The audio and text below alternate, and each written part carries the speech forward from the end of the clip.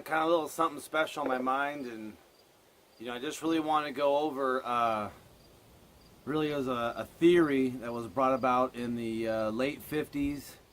Really started in the early '50s by an individual by the name of Leon Festinger, and it was really all about what we call today cognitive dissonance.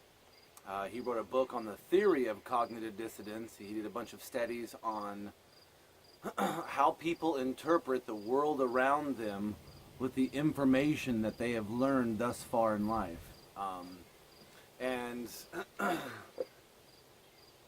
it's very interesting when we talk about cognitive dissonance and how we view it in not only our own lives, or we view it in other people's lives, and not really understanding or knowing what's kind of happening. And what it really boils down to in a nutshell, what cognitive dissonance really is, in layman's terms, I guess, would be it's an inconsistency from your reality to what you know to be true or reality. And there's a few examples of that we can give. For instance, really simple, let's say that you were born and raised on an island, totally secluded from all civilization, and you were taught that the sky is red. You were taught that the sky, that the color you see that your eyes are taking in is a color red. And you grew up predominantly your life on this secluded island believing that being taught that the sky was a color red. And all of a sudden you come and you hit civilization and you're speaking to somebody and you're pointing up and you're talking about the red tones and the red hues of the sky, and they're looking at you like, what are you talking about? That's blue. Well, no, that's red. I've been taught my whole life that's red. I've been for 60 years of my life I've been believing that the sky was red. That's what I was told. That's what the facts told me. And what happened is you're being presented with something that's inconsistent with your reality. And it's interesting because this idea or theory of cognitive dissonance can really go in many different ways, and it's actually many different facets in life. We see it in our education. We see it in our political realm. We even see it in our law system. Some of the laws that we have on the books that are still in play today are not exactly what we think they are, and represent something totally different, and we are literally disconnected from that original idea of the law. We see this a lot in religion. There's many forms and flavors of religion that come in all different types of shapes and sizes, and what one individual will perceive as reality, another will perceive as just fantasy. And so how can we, one, identify this idea or theory of cognitive dissonance, and what are some of the things that, if you suffer from cognitive dissonance, and I'll have to tell you that for many years I had many aspects of my life that I had cognitive dissonance on. And there's Mr. Festinger study, and when he wrote the book Theory of Cognitive Dissonance, he really went over, it's hard to really point out the actual thing, the actual cognitive dissonance. All you can really do is to record the manifestation of that cognitive dissonance. And he really outlined, there's about 4 different ways, approximately, that an individual, when encountered with evidence that contradict or is inconsistent with their known reality. And every one of us has our own reality. We all grew up differently. We all were born in different places. We all had different parents, different teachers, different professors, different people teaching us from their point of view and their interpretation. And, as an intelligent individual, you'll take all the information that you've learned and gained from your life experiences, your personal experiences, the teachers, the individuals who affected you, and you'll gather all that information, and you'll go ahead and try to make a rational decision or a rational conclusion about either what your eyes or your five senses are picking up when you eat hot pepper. So, it's get hot. Oh my gosh. So you're learning from behavior, environmental. Some was from what you were raised on. So, the first one, when encountered with an inconsistency with your reality, is the very first thing the first thing they'll might do, and these things will be change their thoughts, or like the individual who is thinking the sky is red color, he's going to meet enough people who's going to tell him it's blue, and if he's that really concerned about if this is the truth, he wants to find the actual truth. There's lots of studies out there about the eye, ocular studies, and about wavelengths of colors and this, and he could go on his own rabbit hole down and really truly for his own self figure out that, wow, this was wrong, I changed my thoughts. And so if that is the case, then you'd move on to the number 2, which would be changing your behavior. Now, applying to the young man or young woman who grew up on the island, who's told and taught that the sky is red, changing your behavior would be, as you're having conversations with somebody, this individual will no longer call the sky red and the hues of red. Now he's going to change his verbal behavior by calling it for what it is, what the truth is. It's blue, the hues of blue. And what that will do is add, and according, like I said, to Leon Festinger, on the third one, what you're going to do out of the 4 is going to be, you're going to add new thoughts to the mix, which is more like if you discovered that you're adding new thoughts, like the sky is no longer red, it's now blue. You're changing your behavior, how you're discussing, even how you're thinking about certain situations in regarding to the colors of the sky. You're literally going to start, there's going to be new areas of cognitive thinking that's going to open up, and you're going to start introducing new ideas because your now foundation is on the truth. And unfortunately, there's a 4th one. Now, the first 3 is if you basically understand it, you have the logical thinking, and you have the passion, if you will. But the 4th one will be trivializing the inconsistency. And I see this particular step more than any other step. And I myself have fallen prey to this step, this very step in here. And that's trivializing, making small the inconsistency that has been presented to you.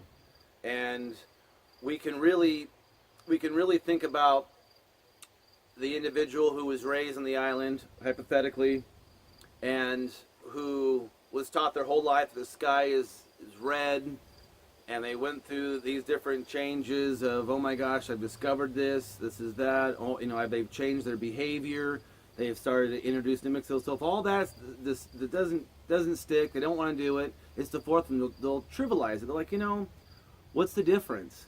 What does it matter if I think it's red and you think it's blue? It's such a trivialization. It's still the sky. It's above us. It still rains. There's still weather, So what they'll do is they'll downplay. And we can see this in politics when they trivialize the immigration issue, the border issue, different types of laws coming into being enacted, coming into play. There's maybe some law that there's controversy of another law, and the more current law or supersede or outstamp or have greater authority than the previous one. And so we can see that to get one motion passed for this newer amendment of this old law, they will trivialize, or they'll make this law is old. It doesn't really have as much impact as this new one. Another really big example I have would be like the Constitution.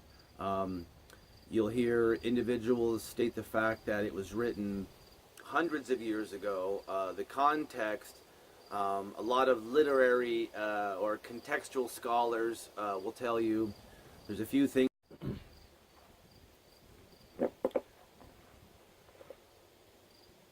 So this is not really an old document, and it has words like freedom, shall not be infringed, things of this nature that still have resounding impact on today's society. The reason why we have laws that are based on morality is because the document confirms what we already have by our Creator. And this is an interesting idea that you'll see this downplayed in other areas. And I have a word of caution, and even to myself, I fell prey to cognitive dissonance and how it was, and I've trivialized data or things or what people have said because of it didn't mesh with my reality. And it took a lot for me to accept that, go back, change my thoughts and change my behavior in the way of doing research on that. Going so far as to, maybe read a few books on that subject. The internet is freely available of information, Google this, whatever. So we can see how this idea of cognitive dissonance really plays out. And if you really want any more information on this, or you have any type of passion to go a little bit deeper on this cognitive dissonance subject, again, it was Leon Festinger wrote a book in 1957 called A Theory of Cognitive Dissonance. Again, he was a psychiatrist, or I guess I should say a psycho, the physical and the psycho. He was like a psychoanalyst with behaviors in relation to people.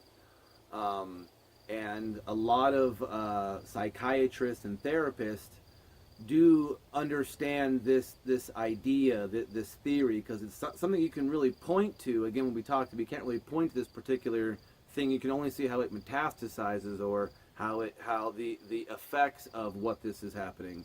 And I definitely encourage us all, even including myself,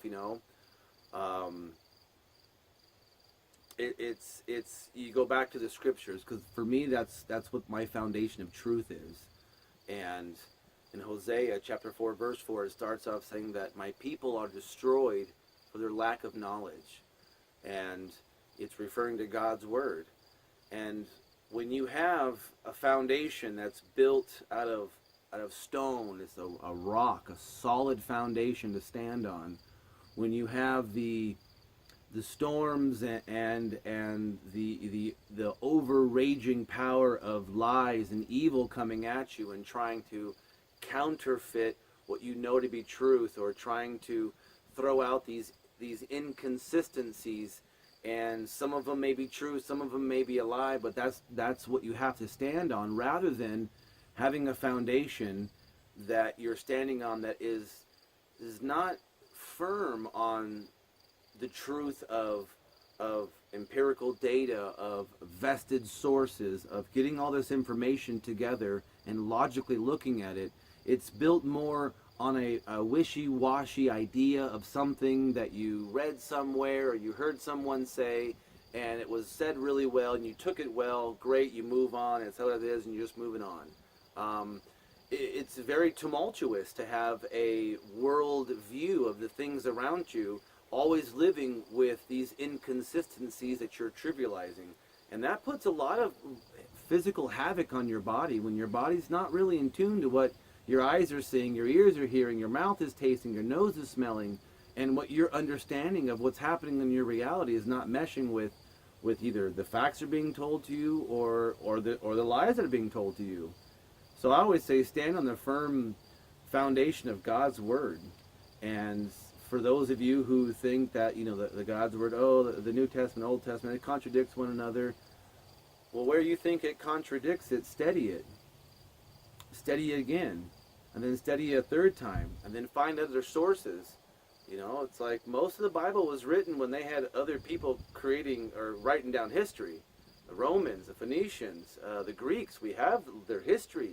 Well, that could be changed. It was their cognitive dissonance. They have cognitive dissonance. That's why you need to research these things, and I'm always very hesitant and careful, as much as I can be. We're all human. We're all bound to slip, trip, and fall. And, those of us, some of us get up a little bit faster and easier than others, but all of us get up because of the grace of God and what Jesus did on the cross as the ultimate sacrifice. And so, having that as your foundation, this cognitive dissonance is really just a faction and another deceiving tool, if you will, of the evil one. And so, I pray that your families are well. Godspeed. Thank you for joining me in the woods, in my kingdom, if you will. I'm only a steward of what God has given and blessed us with. And again, all glory be to God. And this endeavor that we're all embarking on, this channel, I'm really trying to get out as much information about different subjects as I can. Please like, share, subscribe. If you have any comments, leave them down below about what you think I want me to get into. Definitely, it's going to be a wild ride coming up. I thank you, and stick around.